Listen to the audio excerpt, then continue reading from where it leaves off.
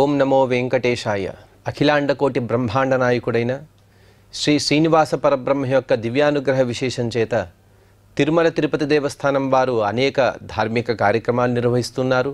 అందులో భాగంగా ప్రతిరోజు మనం శ్రీమన్ మహాభారతాంతర్గత అరణ్య పర్వలోని విశేషాలను యథామతి తెలుసుకునే ప్రయత్నం చేస్తున్నాం. ఈనాటి ప్రవచన కార్యక్రమాన్ని మంగళ పద్యాన్ని పఠిస్తూ ప్రారంభించుకుందాం. నారాయణం నమస్కృత్య నరం చైవ నరోత్తమం దేవీం సరస్వతీం వ్యాసం తతో జయముదీరయేత్. శ్రీ గురుభ్యో నమః. హరి ఓం.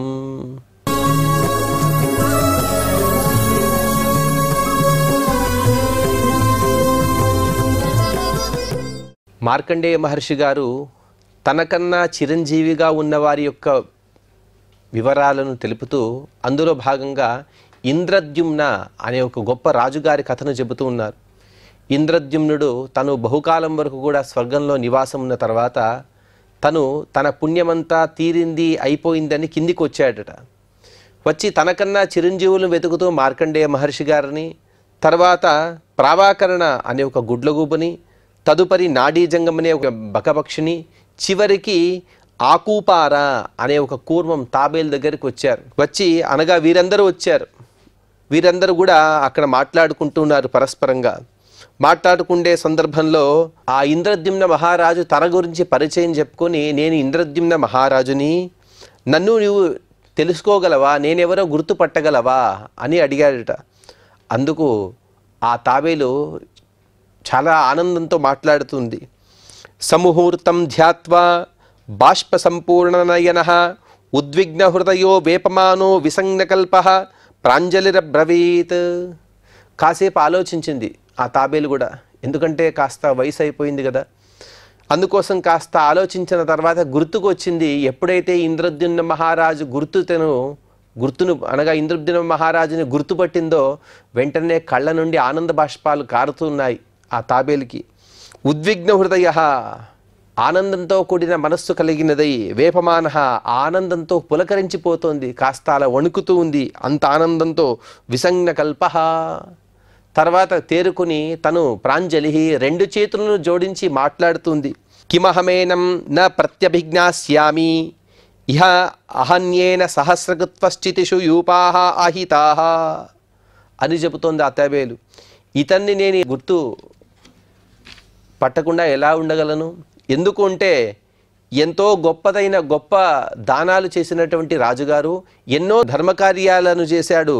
అలాగే ఇతను 1000 అగ్ని చయనాలను చేశాడు. ఒక అగ్ని చేయడమే చాలా గొప్ప మన జీవితకాలంలో. కానీ ఇతను అటువంటి అగ్ని చయనాలు 1,000 ఆచరించాడు. సర్వశ్చ ఇదమశ్చ దక్షిణాభిః దత్తాభిః గోభిః అతిక్రమాణాభిః కృతం అత్ర చాహం ప్రతివసామీతి.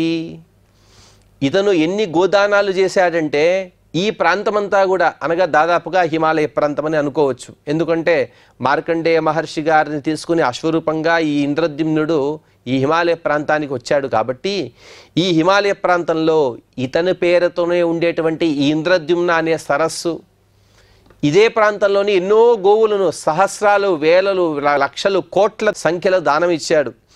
వాటి కోసం అనగా ఇక్కడ అందుకే ఈ సరస్సు నిర్మింపబడినది అని చెబుతున్నారు. అనగా ప్రాయశః ఈ రాజుగారు ఇక్కడ గోదానాలు ఇచ్చే సందర్భంలో గోవులకు నీరు కావాలి కాబట్టి ఇక్కడ ఆ గోవులు తాగడం కోసమే గొప్ప కొలను నిర్మించాడు. ఆ కొలనే ఇది, ఆ సరోవరమే ఇది, ఆ సరోవరంలోనే నేను నివసిస్తూ ఉన్నాను. అత్రచాహం ప్రతివసామి. అటువంటిది అనగా ఎవరి నిమిత్తంతో అయితే ఈ సరస్సు నిర్మింపబడినదో అతనే ఎదురుగా వచ్చి నిలబడితే నేను అతన్ని గుర్తుపట్టకుండా ఉంటానా? అథైతత్ సకలం కచ్చపేనోదాహృతం శ్రుత్వా తదనంతరం దేవలోకాద్దేవరథ ప్రాదురాసీత్. ఇంత పరస్పరంగా వారందరూ కూడా మాట్లాడుకుంటూ ఉన్నారు. అందరూ చిరజీవులే.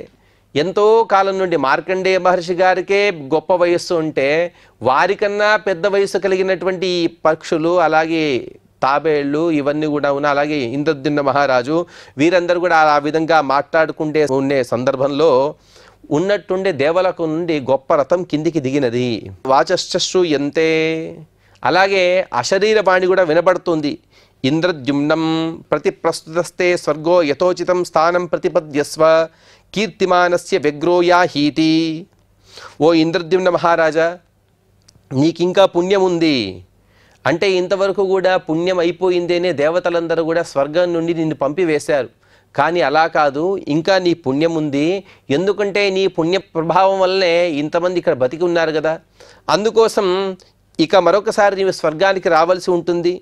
నీ కీర్తి భూమిపైన ఉన్నంత వరకు కూడా నీవు స్వర్గంతో ఉంటావు కాబట్టి నిశ్చింతగా నీవు స్వర్గానికి రావలసి ఉంటుంది అని అశరీరవాణి పలకగా, అందుకు ఉపోద్బలకంగా అశరీరవాణియే కొన్ని ధర్మబద్ధమైనటువంటి శ్లోకాలు చెబుతుంది. భవంతి చాత్ర శ్లోకాః దివం స్పృశతి భూమిం చ శబ్దః పుణ్యస్య కర్మణః యావత్ చ శబ్దో భవతి తావత్ పురుష ఉచ్యతే.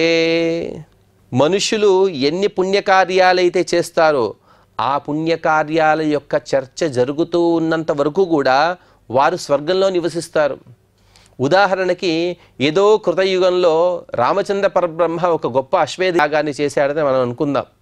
లేకపోతే ద్వాపరయుగంలో శ్రీకృష్ణుడో ధర్మరాజో రాజసూయ యాగాన్ని చేశాడని మనం అనుకుంటాం. వాటి గురించి మనం చర్చించుకుంటూ ఉంటాం. ఇన్ని దానాలు ఇచ్చాడు, ఇంతమందికి భోజనం పెట్టాడు, ఈ విధంగా. కానీ ఎంతవరకైతే మనం ఆ విషయాలను మాట్లాడుకుంటూ ఉంటామో వారందరూ కూడా స్వర్గలోకంలోనే ఉంటారు. పరమాత్మ గురించి వదిలేయండి, మిగతా వారు ఉదాహరణకి నహుష మహారాజు యొక్క విషయాన్ని విన్నాం, యయాతి మహారాజు యొక్క దాన శౌండీరతను విన్నాం. అలాగే ఇత్యాది అంబరీష చక్రవర్తి గురించి కూడా మనం మాట్లాడుకుంటూనే ఉంటాం. అలాగే ప్రాచీన బరిహి ఎన్నో యజ్ఞాలు చేశాడు. ఈ విధంగా వారి గురించి ఎంతవరకైతే మాట్లాడుకుంటూ ఉంటామో, శబ్ద పుణ్యస్య కర్మణః, వారు చేసినటువంటి పుణ్యకర్మలను మనం ఎంతవరకు అయితే శబ్దాలతో మనం వ్యవహరిస్తూ ఉంటామో అంతవరకు కూడా వారు స్వర్గలోకంలో ఉంటారు. అలాగే దీనికి విరుద్ధంగా అకీర్తి కీర్త్యతే లోకే యస్య భూతస్య కస్యచిత్ సపతత్యధర్మాన్ లోకాన్ యావత్ శబ్ద ప్రకీర్త్యతే. అలాగే దుష్కృత్యాలు కూడా చేస్తూ ఉంటాడు. రావణుడు, దుర్యోధనుడు, నరకాసురుడు ఇత్యాదులు. వారి దుష్కృత్యాలను మనం ఎంతవరకు అయితే మనం వారిని దూషిస్తూ ఉంటామో అంతవరకు కూడా వారు నరకంలో ఉంటారు. అందుకోసం ఎప్పుడైనా సరే తస్మాత్ కళ్యాణవృత్త స్యాత్ అనంతాయ నరస్సదా విహాయ చిత్తం పాపిష్టం ధర్మమేవ సమాశ్రయేత్. ఆ అశరీరవాణి చాలా చక్కగా చెబుతుంది. అందుకేనయ్యా ఓ ప్రజలారా, ఎప్పుడూ కూడా త్రికరణ శుద్ధిగా మీరందరూ కూడా సత్కర్మలనే ఆచరించండి. దానివల్ల అనంతమైనటువంటి ఫలం లభిస్తుంది. కానీ మనస్సులో కూడా ఎప్పుడూ కూడా పాపచింతన అనేది చేయకూడదు. విహాయ చిత్తం పాపిష్టం. మనస్సులో కూడా అనగా మనం ఏదైనా దుష్కృత్యాలను కాయతః అనగా మన శరీరంతో చేయడం కాదు, కానీ మన మనస్సులో కూడా వాటి ఆలోచన రాకూడదు. మనస్సులో ఆలోచన వచ్చినా కూడా ఆ దుష్కృత్యాలు చేసినట్టే. అందుకోసమే విహాయ చిత్తం పాపిష్టం, పాపిష్టమైనటువంటి భావనలు వదిలివేసి ధర్మమేవ సమాశ్రయేత్. ఎప్పుడు కూడా ధర్మాన్ని ఆశ్రయించాలి, ధర్మబద్ధమైనటువంటి కర్మలనే చేయాలి, అందరికీ హితకరంగా ఉండాలి. మన ధర్మాచరణ కూడా పరులకు అహితకరంగా, వారికి అసౌకర్యాన్ని కలిగించేదిగా ఉండకూడదు. మనం ధర్మం ఆచరిస్తే అందరూ కూడా చాలా శ్రద్ధగా చూస్తూ ఉండాలి, మనోహరంగా ఉండాలి. అటువంటి ధర్మాన్ని అందరూ కూడా ఆచరించండి. ఇత్యేతత్ శ్రుత్వా స రాజా బ్రవీత్ తిష్ఠ తావత్ యావధిమో వృద్ధో యథాస్థానం ప్రతిపాదయామీతి. చూడండి ఆ ఇంద్రద్యుమ్న మహారాజు యొక్క వ్యవహారం ఎంత చక్కగా ఉందో. ఈ విధంగా స్వర్గం నుండి రథం వచ్చింది. రథం వచ్చి ఇతన్ని పిలుచుకోవడానికి అందరూ కూడా చెబుతూ ఉన్నారు, నీవు రథాన్ని అధిరోహించమని. కానీ ఇంద్రద్యుమ్నుడు చెబుతూ ఉన్నాడు, అలా కాదు, నేను మార్కండేయ మహర్షి గారిని ఎక్కడి నుండో పిలుచుకొచ్చాను. అలాగే ఈ ఆకూపరం అయితే ఇక్కడ నుండే ఉంది. బకపక్షి మరియు గుడ్లగుబ ఇవంతా కూడా చాలా దూరం నుండి నా కోసం వచ్చాయి. వీటిని నేను వారి వారి స్థానంలో దిగబెట్టిన తర్వాతే నేను వస్తాను.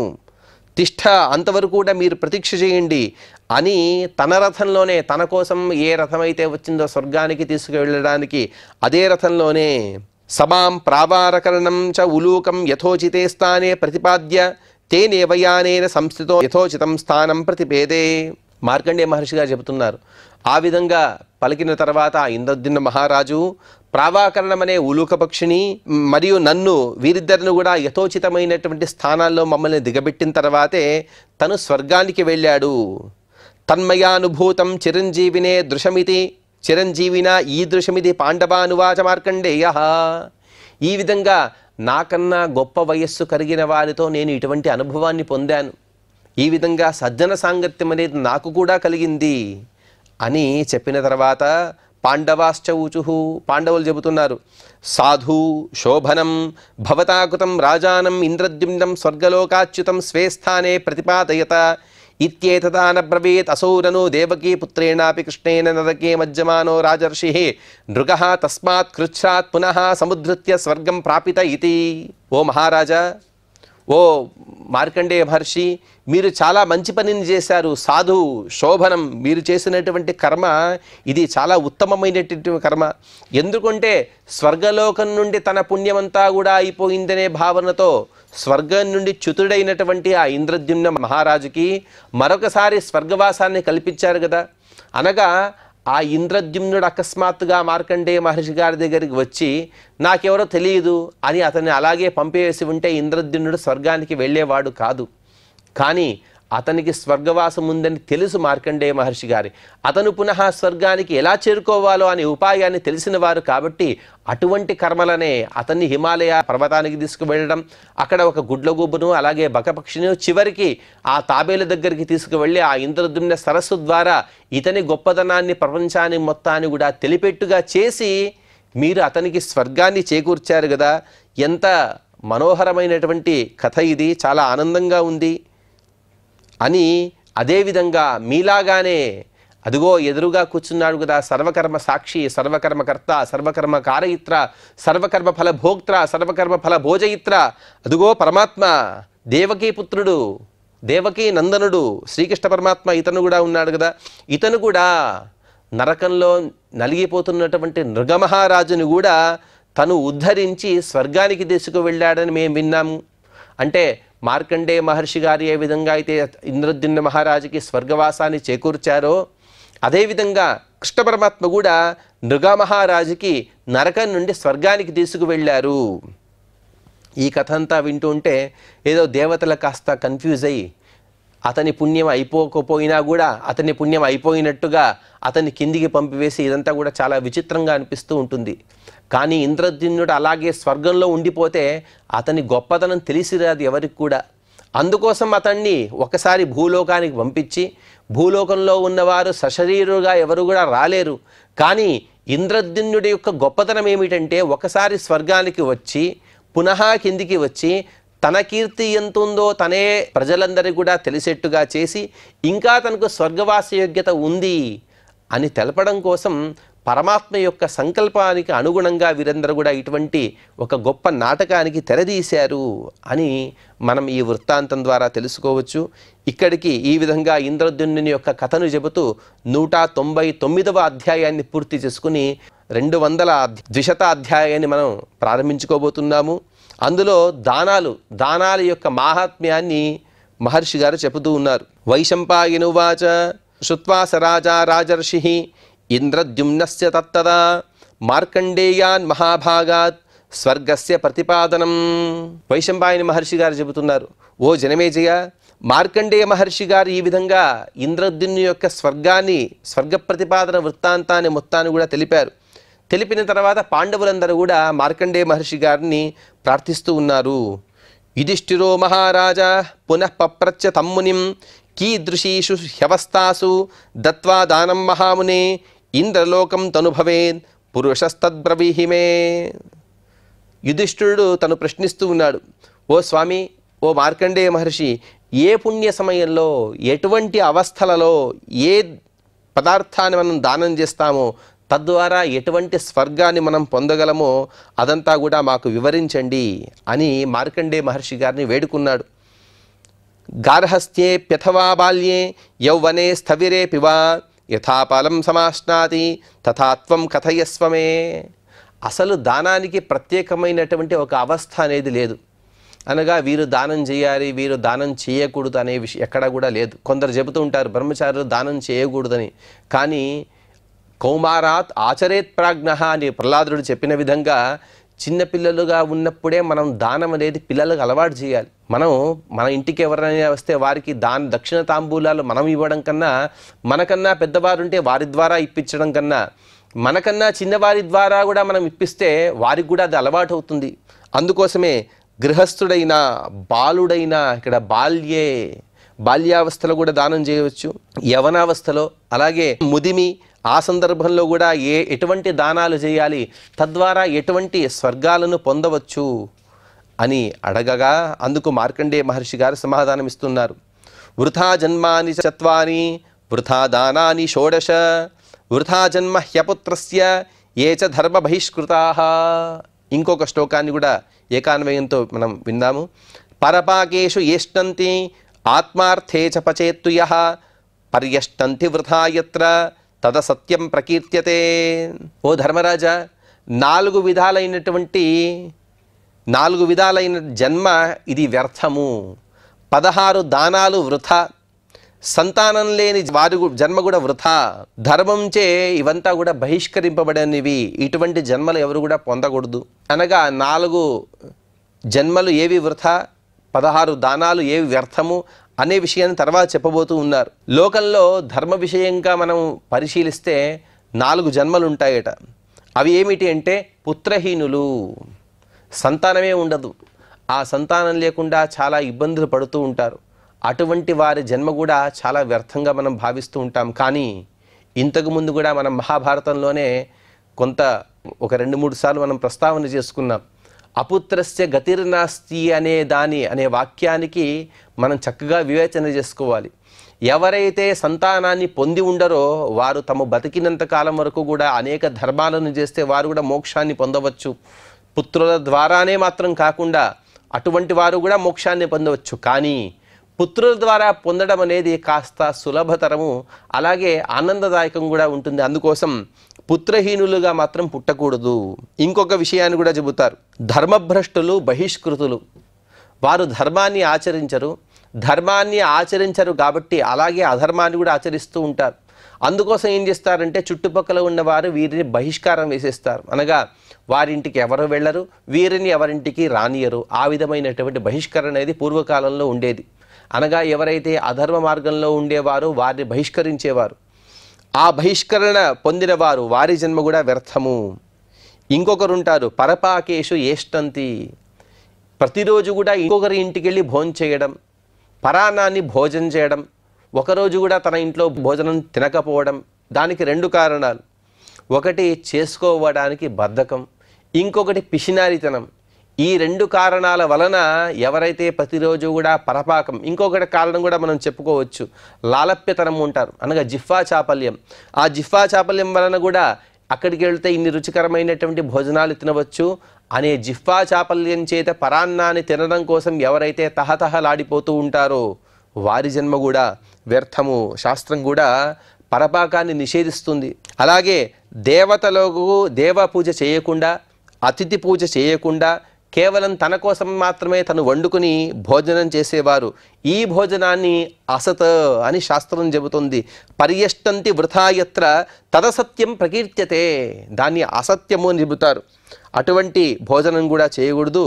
ఆ విధంగా ఈ 4 జన్మలు ఏవైతే ఉన్నాయో ఇవన్నీ కూడా వ్యర్థాలు. మొట్టమొదటి పుత్రహీనులు, రెండవది ధర్మభ్రష్టులు, బహిష్కృతులు, మూడవది పరపాకాన్ని మాత్రమే భోజనం చేసేవారు, నాలుగవది దేవతలకు అతిథులకు ఇవ్వకుండా తన కోసం మాత్రమే రుచికరమైనటువంటి వంటను వండుకొని తినేవారు.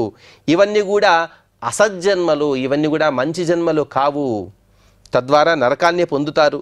అలాగే ఇంకొన్ని విషయాన్ని కూడా చెబుతూ ఉన్నారు.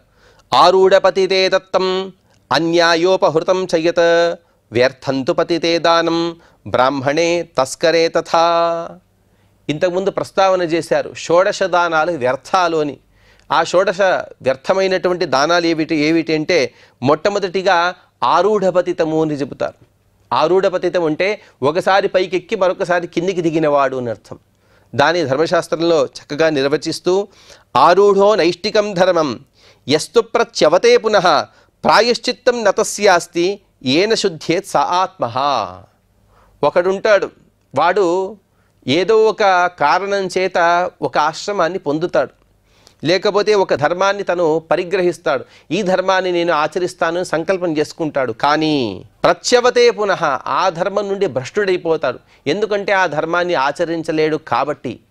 అటువంటి వాడిని ఆరూఢపతితుడు అంటారు. ఈ కాలంలో కూడా మనం చూస్తుంటాం కొందరి వృత్తాంతాలు వింటూ, కొందరు వారి జీవితంలో అనేక కారణాల వలన సన్యాసాశ్రమాన్ని తీసుకుంటారు. దానికి అనేక కారణాలు. కొందరికి ఏదో అందరి దగ్గర గౌరవం దక్కుతుందనో, లేకపోతే తాత్కాలికమైనటువంటి వైరాగ్యమో, లేకపోతే సన్యాసం పైన ఉన్నటువంటి పూర్తి అవగాహన లేకపోవడం వలనో ఇత్యాది అనేక కారణాల చేత వారు సన్యాసాశ్రమాన్ని తీసుకుంటారు. కానీ ఆ సన్యాసాశ్రమాన్ని తీసుకున్న తర్వాత చాలా కఠినమైనటువంటి ధర్మం, అనేక ఉపవాసాలు, భోజనంలో అనేక నియమాలు, అలాగే ప్రతి చోట కూడా ఒక రాత్రి కన్నా ఎక్కువ కాలం ఉండకూడదు, ఏది కూడా దానంగా తీసుకోకూడదు. ఇటువంటి అనేక నియమాల బాధల వలన అయ్యా నేను ఈ ధర్మాన్ని పాలించలేను అని బాధపడుతూ వారు ఆ సన్యాసాశ్రమాన్ని వదులుతూ ఉంటారు. ఇటువంటి వారిని కూడా ఆరూఢపతితులు ఉంటారు. అనగా ఒకసారి బ్రహ్మచారిగా ఉంటూ గృహస్థుడిగా అయిపోయి వానప్రస్థాశ్రమాన్ని స్వీకరించి చివరిగా సన్యాసాశ్రమాన్ని, ఆ సన్యాసాశ్రమాన్ని పొందిన తర్వాత ఆ సన్యాసాశ్రమంలోనే తను మరణించాలి, దేహాన్ని వదలాలి. కానీ ఉన్నట్టుండిగా తను వెనక్కి వచ్చేస్తాడు, గృహస్థుడిగా మారిపోతాడు. వీడినే ఆరూఢపతితులు అంటారు. అటువంటి ఆరూఢపతితునికి దానం ఇవ్వకూడదు. ఆరూఢపతితే దానం అన్యాయోపహృతం చేయత.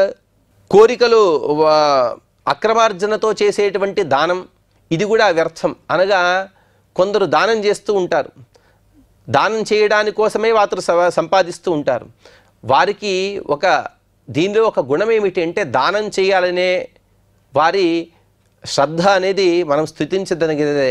కానీ ఆ దానం చేయడానికి కూడా మనం ఏదైతే విత్తార్జన, ధనార్జన చేస్తామో దాన్ని చాలా శ్రద్ధగా చేయాలి, దాన్ని న్యాయబద్ధంగా, ధర్మబద్ధంగా చేయాలి. అలా కాకుండా అన్యాయంగా చేస్తూ కోట్ల కొలది దానం ఇచ్చినా కూడా ఆ దానమంతా కూడా వ్యర్థమే. నీవు న్యాయంగా సంపాదించిన 1 రూపాయి దానం ఇచ్చినా కూడా అది సార్థకంగా ఉంటుంది. అందుకోసం అన్యాయోపహృతం చెయ్యత వ్యర్థంతు పతితే దానం. ఇంకా పతితుడైనటువంటి బ్రాహ్మణుడు, అనగా తన ధర్మాన్ని ఆచరించని ఒక బ్రాహ్మణుడు ఉన్నాడు, అతనికి దానం ఇచ్చాం, అదైనా లేకపోతే దొంగకు, అనగా చోరులకు, వారికి ఇచ్చిన దానం, ఇటువంటి దానాలన్నీ కూడా వ్యర్థాలు అని మార్కండేయ మహర్షి గారు చెబుతూ ఉన్నారు.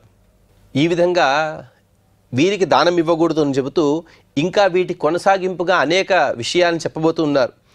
వారు ఎవరికి దానం ఇవ్వకూడదు అంటే, గురౌ చానృతికే పాపే కృతజ్ఞే గ్రామయాజకే వేద విక్రయిణే దత్తం తథా వృషల యాజకే బ్రహ్మబంధుషు యద్దత్తం వృషలీపతౌ స్త్రీజనేషు చ యద్దత్తం వ్యాళగ్రాహే తథైవ చ పరిచారకేషు యద్దత్తం వృథా దానాని షోడశ.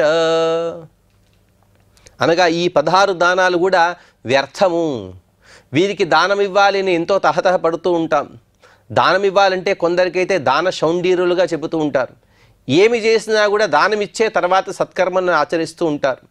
దానం కోసమే కొందరు సంపాదిస్తూ ఉంటారు. కానీ దానం ఇచ్చేటప్పుడు చాలా జాగ్రత్తగా దానం ఇవ్వాలి. మనం ఎవరికైతే దానం ఇస్తున్నామో ఆ దానం తీసుకునేవాడు సత్పాత్రుడా కాడా, మనం ఇచ్చేటువంటి పదార్థం వాడికి ఎలా వినియోగపడుతుంది అనే విషయాన్ని ఆలోచించి మాత్రమే మనం దానాన్ని చేయవలసి ఉంటుంది. ఆ విషయాన్ని ఈ 16 రకాలుగా కూడా మార్కండేయ మహర్షి గారు వివరించబోతున్నారు. ఆ వివరణను మనం తదుపరి ప్రవచనంలో తెలుసుకునే ప్రయత్నం చేద్దాం. ఈనాటి ప్రవచనాన్ని శ్రీ శ్రీనివాస పరబ్రహ్మ యొక్క దివ్య పాద పద్మముల యందు సమర్పణ చేస్తూ క్షమాప్రార్థన మరియు మంగళ పద్యాన్ని పలుకుదాం. యదక్షరపదభ్రష్టం మాత్రాహీనం చ యద్భవేత్ తత్సర్వం క్షమ్యతాం దేవ నారాయణ నమోస్తుతే. శ్రియః కాంతాయ కళ్యాణ నిధయేర్థినాం శ్రీవేంకట నివాసాయ శ్రీనివాసాయ మంగళం.